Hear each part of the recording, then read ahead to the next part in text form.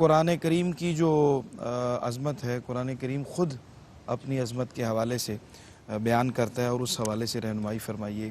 عظمت قرآن بزبان قرآن. جی بہت شکریہ ڈاکٹر صاحب. اور جیسے آپ نے انٹرو میں فرمایا کہ ہمیں رمضان المبارک میں باقی سعادتوں کے ساتھ یہ بھی موقع حاصل رہا کہ ہم نے ARYQ-TV کے ایک بہت بڑے اور وسیع پلیٹ فارم سے ہم نے قرآن پاک سے ریلیٹڈ مختلف موضوعات پر ہمیں کچھ بات کرنے کا، لوگوں تک پہنچانے کا یہ بہت بڑا صدقہ جاریہ ہے ARYQ-TV کی طرف سے، ہماری طرف سے. اللہ تعالیٰ اسے بھی قبول فرمائے. آمین.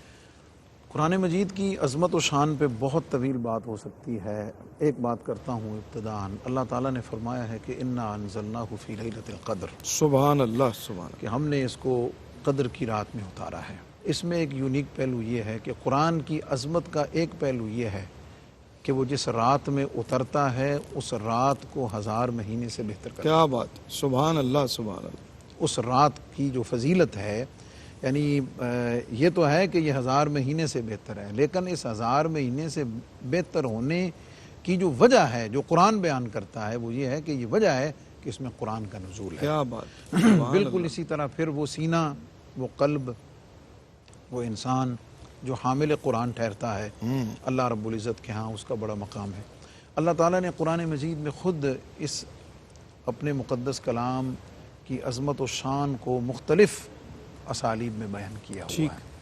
انسان کی انفرادی زندگی ہو یا اجتماعی زندگی ہو، ایک فرد کی زندگی کا ارتقاء، عروج اور کمال ہو، یا کسی قوم کا من حیث القوم عروج اور کمال ہو، اس کی ترقی، اس کی عزت، اس کی عظمت اور اس کی شان، اس کے سارے پیرائے، اس کے سارے اسالیب وہ قیامت تک کے لیے قرآن کے انوار سے چھلکتے رہے ہیں، آج بھی ملیں گے اور قیامت تک وہیں سے ملتے رہیں گے. امت مسلمہ کے لیے قرآن کی عظمت کے اعتبار سے ایک بڑا اعزاز یہ ہے کہ اللہ رب العزت نے قرآن پاک کی حفاظت کا جو عظیم کام ہے وہ اللہ رب العزت حضور علیہ السلام کی امت کے ذریعے سے لے رہا ہے. اس میں قرآن مجید کا حفظ کرنا، اس کا رسم عثمانی کے مطابق لکھا جانا، اس میں پھر اس کی جو قراءات ہیں، تجوید و قراءت ہے، الفاظ اور حروف کا جو حسن اور بقا ہے اس کی حفاظت، اس کے معنی اور مطالب کی حفاظت، اس کی تفاسیر اور اس کے معنی اور مفاہیم کی حفاظت، اس کا کتابی شکل میں موجود ہونا. اور پھر بندہ مومن کے لیے اب یہ ایک الگ نئی بحث شروع ہر زمانے میں، بالخصوص آج جدیدیت کے دور میں رہی ہے کہ جناب بغیر سمجھے قرآن پڑھنے کا کوئی فائدہ نہیں ہے. یہ قرآنک جو فلسفہ ہے اجر و ثواب کا، اس کے بالکل خلاف ہے.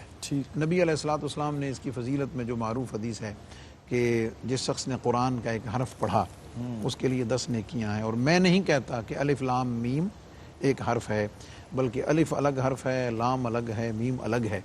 اس حدیث پاک میں جو حضور علیہ السلام نے اگزامپل دی ہے الف لام میم کی دی ہے، اور یہ حروف مقطعات میں سے ہے.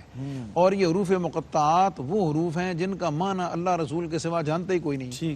تو ایگزامپل ہی ان حروف کی ہے کہ جن کا معنی کچھ جانتا ہی نہیں ہے. اور یہی پہلا سبق ہے کہ اگر قرآن کو سمجھو، عمل کرو، یہ مقصود و مدعا ہے.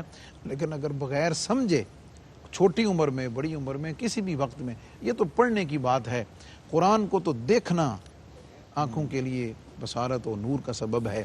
اس کو چومنا، اس کی تعظیم، اس کی تقدیس، اس کا احترام. حضور علیہ السلام کے صحابہ کرام قرآن مجید کو چوما کرتے تھے، بوسے لیا کرتے تھے، اور اس کی عظمت اور اس کی شان کا اعتراف یوں کیا کرتے تھے کہ ہمیں اللہ رب العزت نے جو آج زمانے میں عزت، عروج اور کمال عطا فرمایا ہوا ہے وہ اتباع مصطفیٰ کریم اور قرآن مجید کے ساتھ جڑنے اور اس کی تعلیمات کی وجہ سے کیا ہوا. بالکل ٹھیک.